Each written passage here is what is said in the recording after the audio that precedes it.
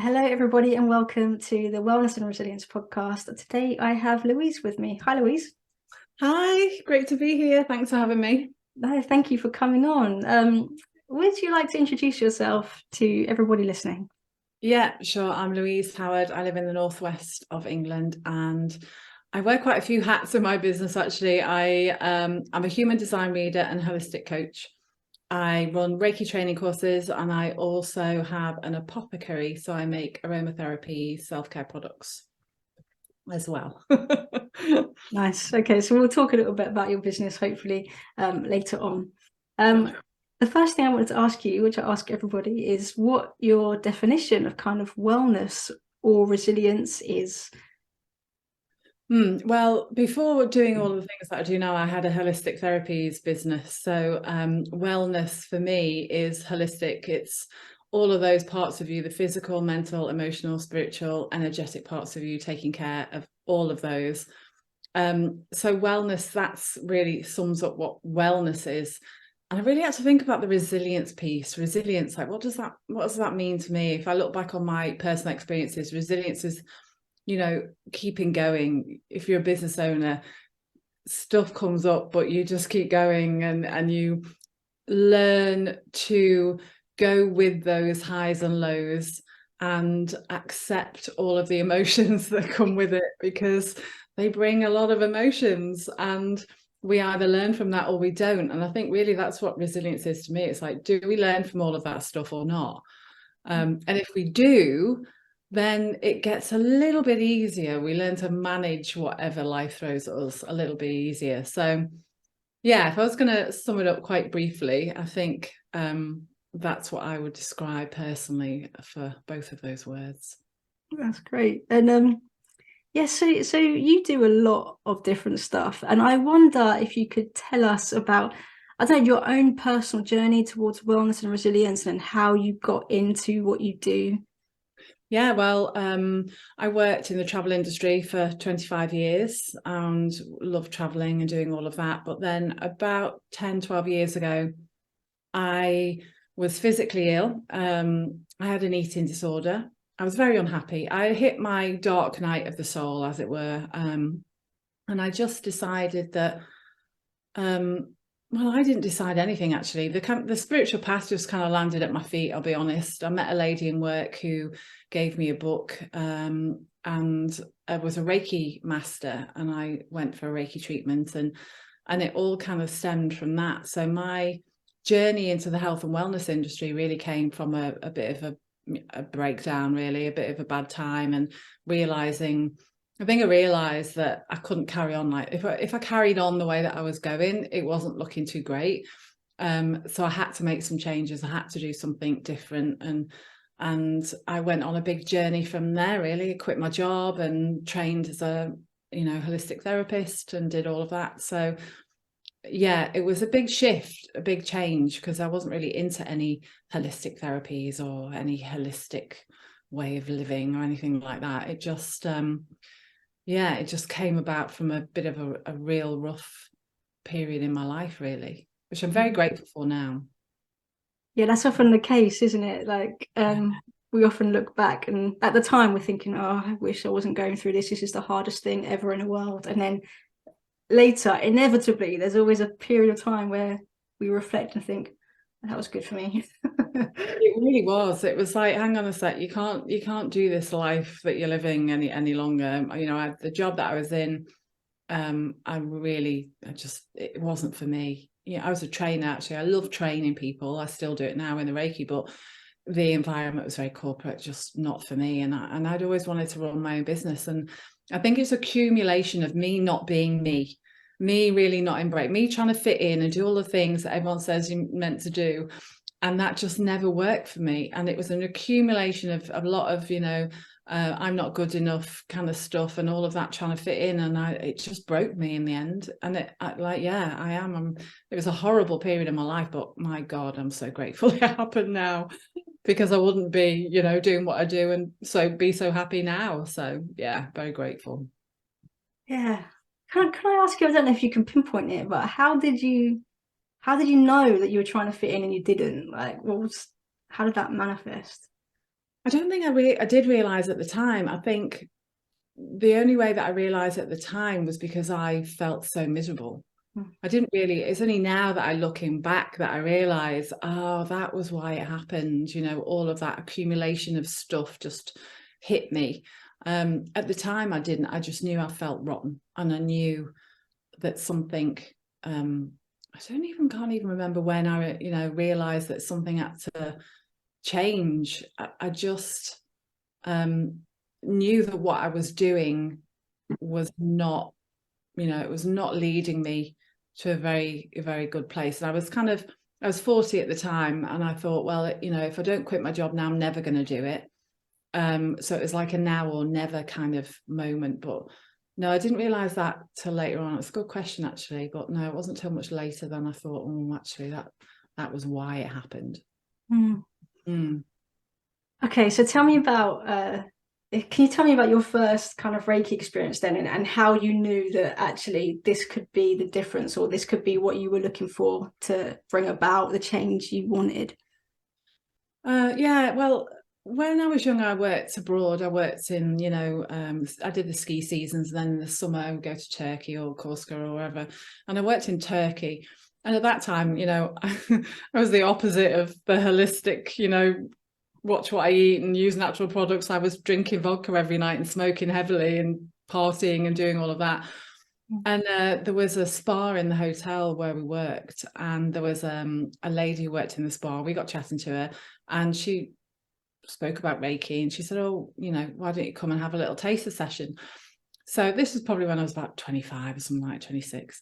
So I went, she gave me this treatment. It was very lovely. I remember feeling very sleepy afterwards and lovely and relaxed. And then I just forgot all about it and carried on drinking and smoking and doing all the non good for you things. And then when I was ill, there was a lady in work who I'd worked with for like 2 years, but she never told me she was a Reiki master previously. And then she said, oh, I'm a Reiki master, and she gave me some books about Reiki. And I just remember, I didn't even read the books, I don't think. I just went online, found someone, and went and had a Reiki treatment, and that was it, really. I think Reiki gave me real clarity about what I needed to do and what I wanted to create. Quit my job, set up a business. Didn't really know what I was making soap at the time, so it was going to be a soap making business. But when I went for Reiki, I was like, oh, I'm going to do this, I'm going to train in this, I'm going to learn that. So yeah, it was a weird, and I hadn't been into anything like that beforehand. I was not into, the book that she gave me actually was a book by a lady called Lorna Byrne, about angels, and I wasn't into anything like that. But the book said, ask for help. So I just started asking for help. I didn't really know who I was asking or what I was asking, but the whole Reiki thing came about, I'm pretty sure, from that asking for help. So I found a lady, went for some treatments, and then decided to train in it, and become a Reiki practitioner myself. So that's how the Reiki thing came about. But then that really was part of the whole spiritual path. Like, I met someone else in work who, was kind of on the path, and she gave me some books to read, Louise Hay, Wayne Dyer, blah, blah, blah. And then I was off then. I just realized, oh my God, I'm creating my own reality. Well, I'm the one that can do all of this stuff. Oh my God, manifestation. Then I was off. I was on the path, truly. Right. Wow. How, did that all happen like over a long period of time, or did it kind of happen? Did that clarity come quite soon? It did come quite quickly, actually, really, because the whole Reiki and the leaving my job, that was all within probably a period of less than a year. So I think once you make a step in the right direction, I always say it was a miracle how it happened, because everything just fell at my feet. I didn't really need to go and look for any help anywhere. It all just landed in front of me. So no, it was a very short period of time, really. It's like the universe said, oh, finally, she's found, she's going to do something that can help her, give her all the help that she needs. So no, it was a very short, I'd probably say less than a year that all of that happened. Yeah. Okay. Yeah. Can you say more about what else was on the spiritual path? So obviously you've got Reiki, you've got the books. What else made up that pathway? One of the main books that I read back then was Louise, How You Can Heal Your Life, and so she talks a lot about affirmations, and I do it, you know, as a coach, I think affirmations are brilliant, but they don't always work. If you're saying I'm rich and you're not rich and you don't feel it, then it's not going to work. But I started doing lots of affirmations around that time. I started to, I suppose, you know, raise your vibration, as in, you know, trying to feel better out, you know, from negative thoughts, trying to turn those around. So at the time I really hated my job, but every day when I went in, I would, you know, send the building love and send all my work colleagues love. And I really made a conscious effort to shift into a place of out of kind of negativity, as it were, into a more kind of you know, sending love to the people on the bus and, you know, all of that kind of stuff, which I didn't really know what I was doing at the time, but I just thought I'm doing it anyway, because it's got to be worth a shot. Meditation, I really got into meditation. And I'm really doing, then I suppose I realized it was the inner work, you know, looking at how I'd created this situation, how would I, you know, got into a position where I wasn't eating, you know, I was starving myself. How had I got into that position? And then I started doing lots of workshops and personal development stuff and really going within, which for me is the spiritual path. Yes, it's crystals and it's Reiki, it's meditation, all of that. But for me, it's going within and going, okay, something isn't working in my life. There's something within me, a thought process, a pattern, belief that isn't, you know, that's what's manifesting in our life. You know, what goes on within is without, in my eyes. So I then went and did God knows how many courses and read a million books and cried a lot.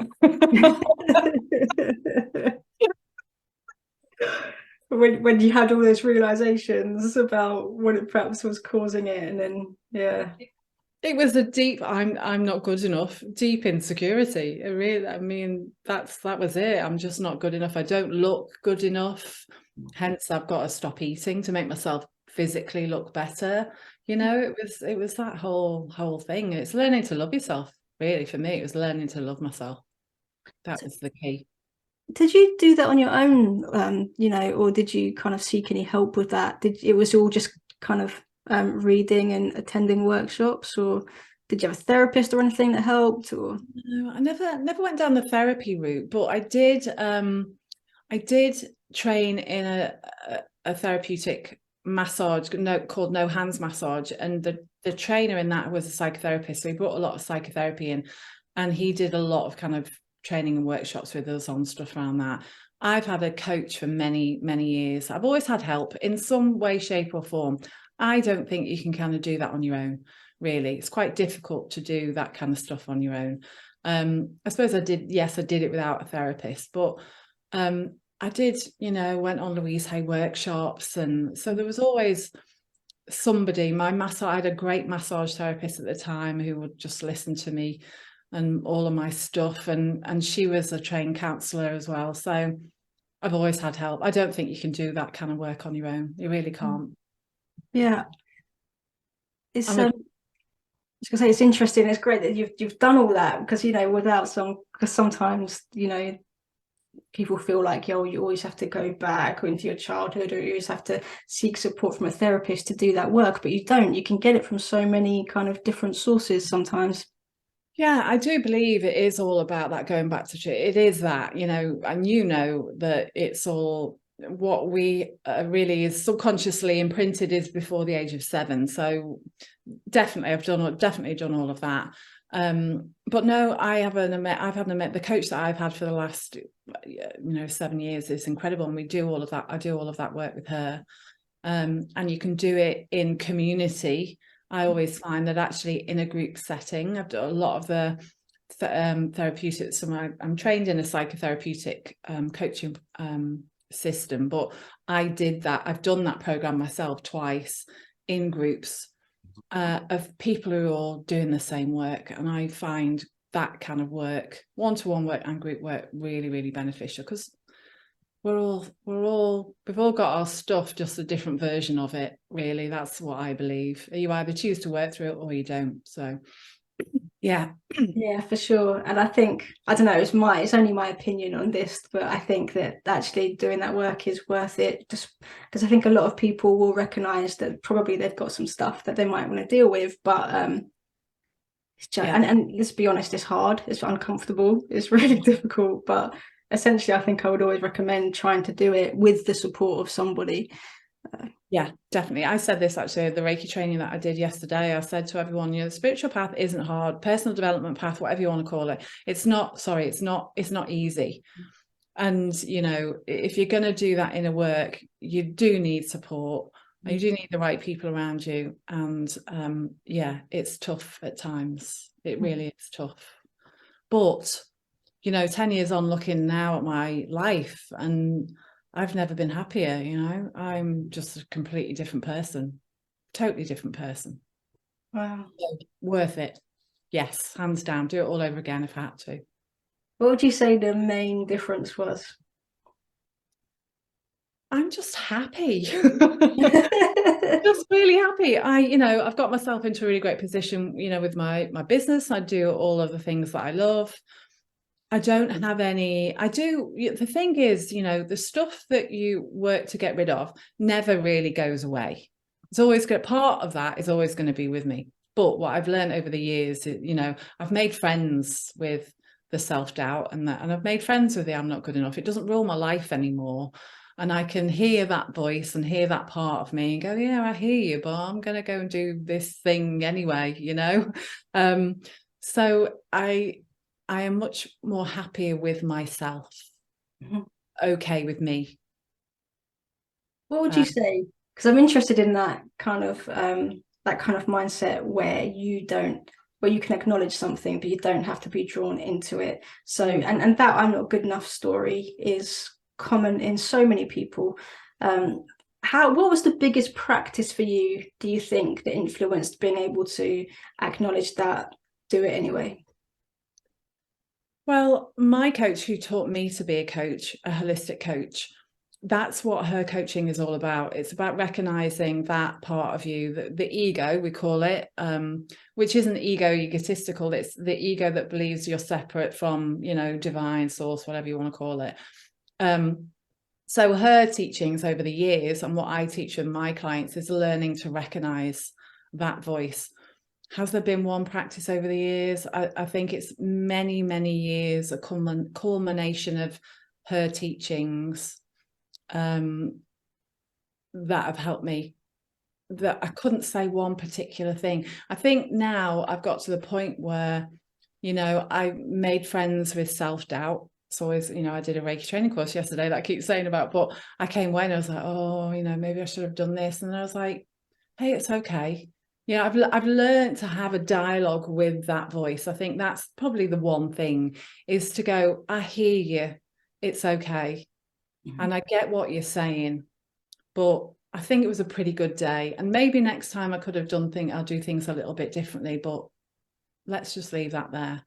And then I'm not going away and going, oh, blah, blah, blah. So it's still there. It just doesn't buy into it. But I think you're thinking, answer your question, the one thing really is just to recognize, it's awareness, isn't it? It's to awareness that voice is only a part of me. And that part of me actually is not my higher self. Yeah, it's not the best, grandest, most divine version of me. Yeah. But it wants to be heard. So I hear it.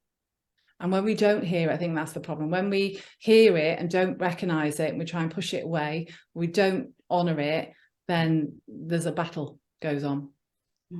So that's the thing that helps me the most, I would probably say. Okay, thank you.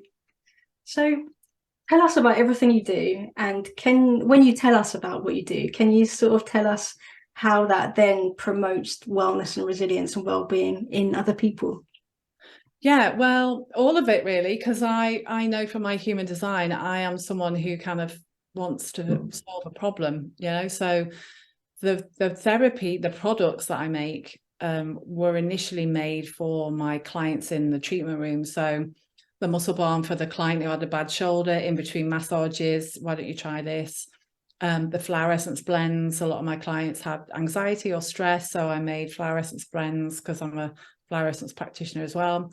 I made that for them to help them in between sessions. So all of the products really are essential oils. I'm an aromatherapist. So it's the theory behind that is bring the spa treatment room to your home. You know, if you can't go for a massage, then have a bath salts with, you know, aromatherapy essential oils to help ease the discomfort, and then put the balm on. And so you bring in a bit of that home with you. So it's all therapeutic, it's vegan, it's natural, no chemicals. So that was the theory behind that. Reiki, you know, I'm so passionate about it because it helped me so much, and I love helping people who are on the beginning of that journey. That just lights me up just like crazy, you know.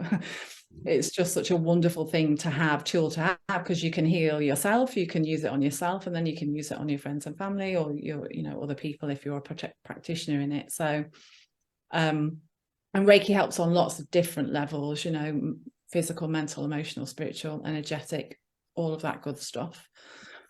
The coaching, really, I help people who are stuck, struggling, sabotaging themselves in some way, by helping them recognize that voice that I was just talking about, you know, that stuff that we buy into so much.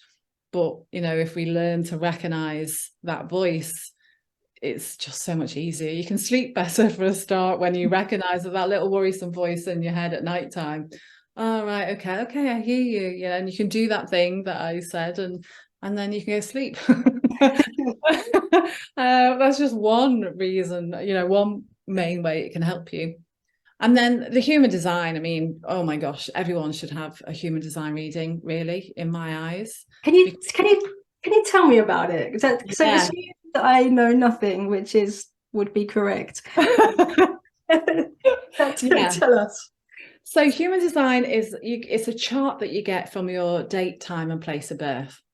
And it gives you, imagine this is who you were when you were born, in all of your glory, before you were deconditioned away from that by parents, society. You know, I'm not saying anything derogatory about parents, but we get conditioned by it. We pick their stuff up, society, you know, schools, whatever. So human design has a lot of information in there. It's a very detailed chart. You look at it, it won't make any sense whatsoever, but it'll tell you basically you'll be one of 5 types: manifesting, generator, manifestor, reflector, or projector. And they all have their own way being in the world of using their energy. So it teaches you how to use your energy, teaches you how to make decisions. It doesn't teach you really, it shows you how you make decisions, how you use your energy, what your main gifts and talents are, really what you came into this incarnation to do, your gifts to the world, your archetype. What else does it tell you? It tells you the more advanced reading that I do, the 4 transformations, it tells you, you know, how to feed the brain in the right way. So if you want to really make sure that you're thinking straight, how do you feed the brain? What environments to put yourself in that are the right environments for you? What perspective to see things through? And what the correct things to motivate you? I mean, I had some massive aha moments when I figured all of that out. So it's like when people have a reading, people often say that makes sense, because they're like, they know that they're this, but they're not doing that. They're doing something else. And people are trying to do, you know, stuff that doesn't work for them. And it's not working. And then they're getting frustrated and they're not having success, or they're not, you know, things just basically aren't working out for them. But the reason is because they're not really tuning into who they really are and how they use their energy.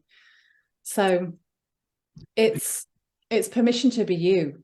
You know, say for example, I'm a manifesting generator. When I first found human design, manifesting generators are they're all over the place. The path is not linear. They don't go A, B, C, D, E, F. They go A, F, G, Z, and they skip bits and they come back and they're way ahead, and then it's a bit all over the place. And manifesting generators, for them, it would really, really, you know, that's why as a manifesting generator, I do lots of different things that I'm passionate in. To do one thing, like in the business world, they say, do one thing and do it consistently. Oh my God, that would murder a manifesting generator. That's just the worst thing ever to tell a manifesting generator. And when I learned that, I was like, oh, thank God. I don't have to do this whole do one thing, and I can do all of the things. I can have my finger in all of these pies, and I want to do all these things. And then I was like, I had permission, go do that. I didn't give myself a hard time for doing that anymore. And that's the key to human design, is you can be you without thinking that you should be doing something else. Okay. So what are the tools for that reading? Are you interpreting something? It's a Or how's it chart. work? It's literally a chart that you can down. You go to jovianarchive.com, JOVIAN archive.com, and you can get your chart for free. It won't make any sense to you, and you can Google, but human design, internet is the wild west of human design, because there's all sorts of people telling you all sorts of things on there. Some of it I'm sure is great, and some of it not so great, but and then so what I do is read the chart, because when you get your chart, it will have lots of shapes on it and numbers and colors and things, and it won't really make any sense. But I've spent many years learning human design so that I can read that and say, well, that red energy center means that blah blah blah blah blah. Yeah. So what if people don't have all those details? Time, date, place. How can they access human design if they don't know the time they were born? Or... Yeah, good question. A lot of people don't know the time. That's the main thing. I use a pendulum, so I dowse for people's times. I've done it often, done it quite a lot, and it's always worked. Okay. So that's personally what I do. I mean, you can hire an astrologer, which probably costs you quite a lot, to do your birth time for you. And the thing is, when I dowse for it, if your chart's completely off, you'll know, because it won't make some of the bits you'll be aware of, and some of them you won't. But most of the time, people are like, oh yeah, that sounds like me. Or, yeah, that sounds like me. Or yeah, I do that, or I'm aware of that. And I've never had that when I've used a pendulum. So that's the way I do it. I use a pendulum. So if somebody was in a position that like you were in, you got to this point where you're deeply miserable, is using different type of coping mechanisms to cope with the misery. If you'd have had the human designs reading, then would things have been easier? Or that's a really good question. I think back then, I don't know. Maybe not. I think that back then I was too I was really keen. I've always been one of these people that have just gone, yeah, let's do it anyway. Let's just do the course, do the thing. I've always been very much, I want to know more about me. I want to figure myself out. I think if I had have had a reading back then, I don't think I'd have implemented it as much as I would now. Okay. I'm a lot clearer and I know what's going on. It definitely would have helped me. Definitely would have helped me, because I've always been very impatient. And actually in human design, everyone has to really wait for stuff. There's no, unless you're a manifester.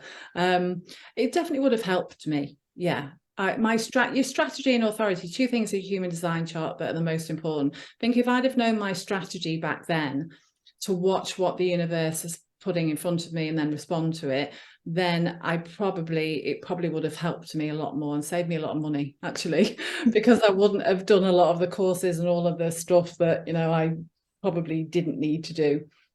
So yeah, thinking about it, yeah, definitely would have helped me knowing my strategy, how to use my energy. Yeah, I would say so. Okay. So is there like a sort of correct time in someone's journey, if you like, where that would be of most benefit?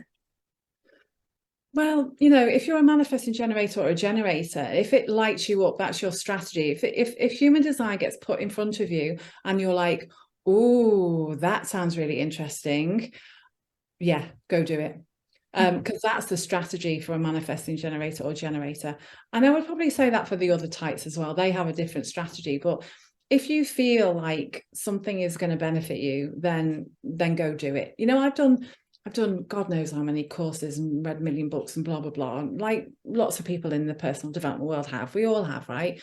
And I think you just go with what what really resonates with you. Go with that. It's not going to do you any harm. If you can afford it, it's not going to put you in any financial trouble or anything like that, then go and do it. Yeah. And recognize your resistance is another one. Where are you going? Oh, I really want to do this, but I'm making an excuse and not doing it because I haven't got the time, I haven't got the money, or I haven't got this, or blah, blah, blah, blah, blah. So yeah, I've always just gone for it. I've always just, yeah, let's do the thing. I've always been a bit like that anyway in my life, but yeah, do it. If it's going to help you, which human design does, whatever the thing is, and you believe that it's going to benefit you in some way, then yeah, and it's available and affordable for you, then go and do it. Absolutely. Do you feel like kind of aromatherapy, the Reiki, the coaching, and the human design, do you feel like they would benefit literally anybody or can benefit anybody? Yeah. Yeah. Yeah, I honestly do. Aromatherapy is so simple and so effective. A bit of lavender on your pillow in the evening. They've done all sorts of studies, various studies on how it helps sleep. But you've got to be in the right place. You've got to want to put that lavender on your pillow. You've got to want to book the human. I can talk about human design, but if you're not vibing with it and resonating with it, it's just not gonna. You're not gonna really get anything from it. If it vibes with you, yes, definitely. It's like, sometimes when you're like in this position and your family aren't really into it, your family aren't into the aromatherapy, or they're not into the fact that you have a homeopath rather than, going to a doctor's. I'm not saying there's anything wrong with doctors, do go to a doctor, but you can't, you can lead a horse to water and all of that, and you can show people the way, and you can tell them about all of these wonderful things, and they'll go when they're ready. You can't kind of force anyone into all these things. But do I believe they're all beneficial? Yeah. I honestly think that if children knew their human design, if adults knew their children's human design, oh man, I mean, it's crazy. What would be like the most amazing outcome or consequence of that? Well, everyone would know how to use their energy. Everyone, so say for example, if you've got a manifested child who has a really big energy, they're going to rule the roost, and they are literally going to just rule the household. It's going to be a big energy. But what happens is they often, manifested children, they play small to fit in, and they dumb that down. But if the parents knew, okay, I've got a manifested child. Spoke to one lady once. She had a manifested child, a projected child, and a generated child. I mean, you couldn't get 3 different energies if you tried. Now she knows that. She knows that the manifest is going to be big and ruling the roost, and I'm going to want to do things here and do things there. Well, a projector is going to have a different energy. It's going to be a bit quieter. It's going to be not so energetic. Then you understand that, and you can allow your children to be, I don't have children, but just an example, that you can allow them to be as they are, and not condition that out of them, because that's the way they're meant to be. So if we knew how to use our energy, which, is only one part of a human design chart, if everyone knew that, particularly say in business, because business world really is made for manifestors, which are only 8% of the population. So everyone is out there trying to do business like a manifestor and wondering why the hell it's not working, and getting really frustrated and upset and all the rest of it.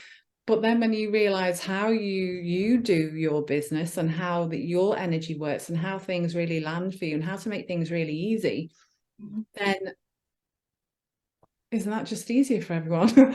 We're not all going around feeling like fed up and, oh, nothing works for me and I'm no good at this and blah, blah, blah.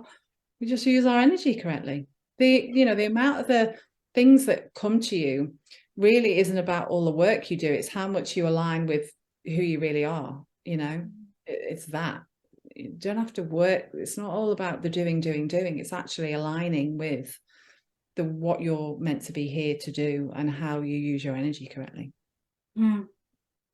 So it's just like optimizing yourself. Totally. Yeah, absolutely.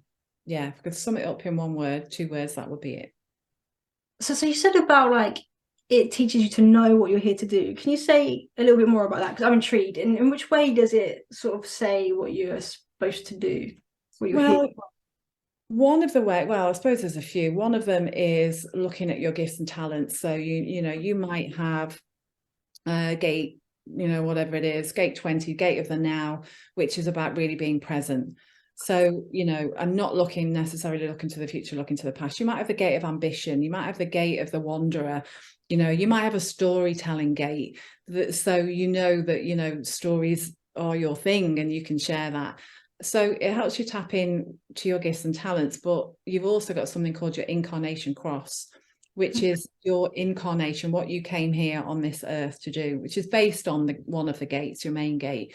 So that is something I go back to quite often and go over when I'm feeling a little bit like, out of alignment, or human design teaches you you're not self-themed. So for me, it's frustration. So if I ever feel frustrated, I go back to my chart and I just look at my incarnation cross and go, well, this is what you're here to do. For me, it's about helping people through the cycles of life. Cycles are a big thing for me in my human design. So that I go back, this is what I'm here to do. This is what I'm here to do. I'm here to go through the cycles in life myself, but also help other people through those cycles in life and start things that are energetically correct for me. This has been a big lesson for me. I often start things and don't finish them, but it's because I'm not starting the right things. And human design has taught me that. When I look back, I'm like, oh yeah, I've done that out of the mind. We don't use the mind in human design. Everything is done through either following your strategy, using that energy in a different way. So when I look back, I'm like, oh yeah. So now I'm a little bit more selective in what I start. So that's how it teaches you what you're here to do, really, in your gifts and your strengths and your talents and your incarnation cross. Yeah, they're the main ones. Sounds like could be useful in my business planning, to be honest. I use human design a lot in business. I when I coach people and do readings, for me it's business and manifesting. They're my two passions. Manifesting was one of the first books that I read, and I've always been passionate about manifesting. And I realized why it didn't work when I read my human design chart. It's like, oh right, that doesn't work for me. It teaches that like traditional manifesting really doesn't work for me. I'm much better when I don't make any goals, don't make any plans, just see what goes, turns up, roll with the things that excite me, and that's how I manifest things. But no one ever teaches you that. So, and in business, it's like there's so many things that can help with in business. It's crazy. And but knowing your gifts and talents is one of them. Knowing whether you're strategic or not. I'm not strategic, so I don't even bother making any strategies or goals or anything like that, and that frees me up. But now I know that. Yeah, all I can say is massively helpful for business owners. Yeah, definitely. See, that's amazing, isn't it? Because you're generally taught either in business or in school or university, there's one way, this is one way to do it and this is the way you need to do it. But actually, it might not fit in with you at all, which is possibly why a lot of kids, as you were saying, kind of struggle, with systems perhaps, or being in institutions and organizations. Yeah, definitely. When I'm what we call a non-specific manifester. There's 4 arrows in your chart around the head area, and they pertain to focus, discipline, strategy, and consistency. And if they're left, that's very active. Those things are very active for you. If they point to the right, then they're very passive. So most of my arrows are passive. They're right. So I'm not consistent. I'm not focused, definitely not focused, and I'm not strategic. So when I learned all of that from human design, I just gave up vision boards. I gave up writing plans. I've had business coaches that have told me to, get planners on your wall, and I've tried all that. It doesn't work. It never worked for me anyway when I did it. So, and now I find my way of doing it, which is definitely none of those things. And things have worked out anyway. I've had the busiest month in my business in December I've ever had in 10 years of business. And I'm pretty sure that is from knowing my human design and letting go of the things that don't work, because you know, if you're a non-consistent, non-strategic person and you're doing all these planning things, it's not working, you're feeling frustrated and you're beating yourself up because like, why is this not working for me? This is what I should be doing. But if you get rid of that, you haven't got that, you're not beating yourself up anymore. You're not giving yourself a hard time. You're not doing the thing that doesn't work for you. Actually, by doing that, by not doing any strategy, that frees me up as a right arrow strategic person. A left arrow strategic person, it frees them up to be strategic and to, you know, do all of that stuff that I don't know anything about. That frees them up. But as a right arrow person, that frees me up by not doing it. So I don't do it. And I feel very free not doing it. And I do my own kind of little version of it, which is my chart is very passive. Just go with the flow, and maybe I'll be consistent today. Maybe I won't be. And maybe I'll strategize today. Maybe I won't strategize today, but maybe there's a day when I do, you know, I'm more like that. But yeah, it was a game changer for me. Yeah, it certainly sounds like a tool to help you be more stress-free as well.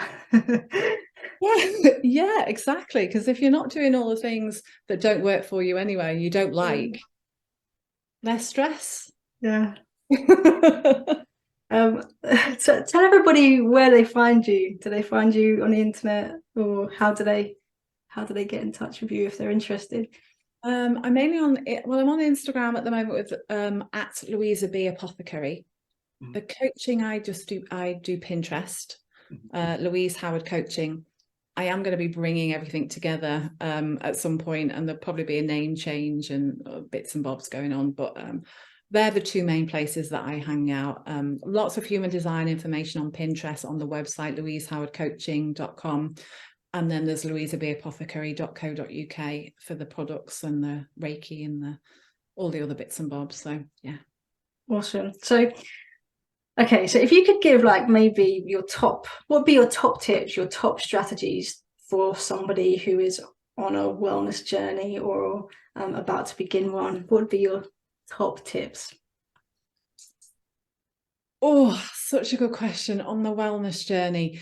Go with whatever, you know, that there's so much information out there, but watch what gets put in front of you. Watch what gets put in front of you and do that. You know, things will get put in front of you for a reason. If you're on this wellness journey, if you're on this journey of, you know, whatever it is that you're trying to make better in your life, your wellness, I suppose, there's a bigger holistic picture there as well. But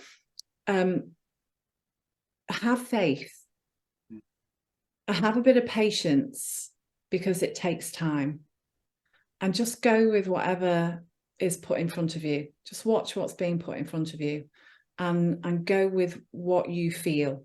Don't go with what anyone else tells you to, you should do this, or you should do that, or you should do whatever.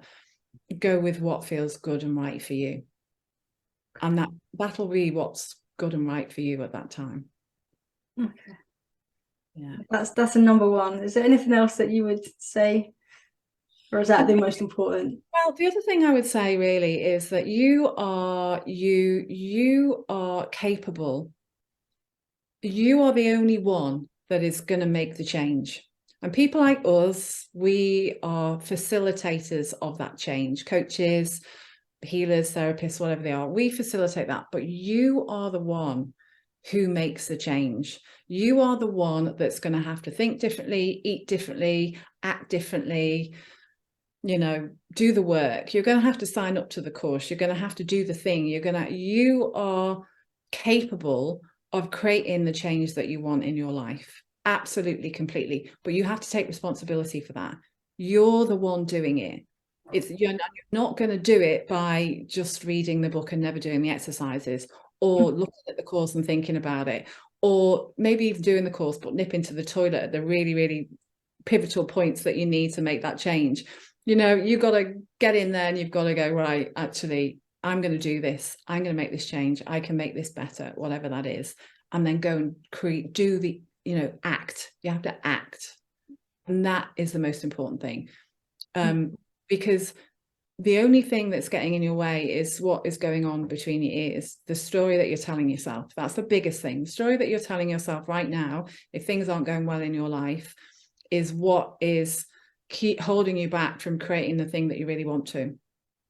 So you've got to look at what is going on in there, and you've got to change it. And when you change the internal world, the external world changes.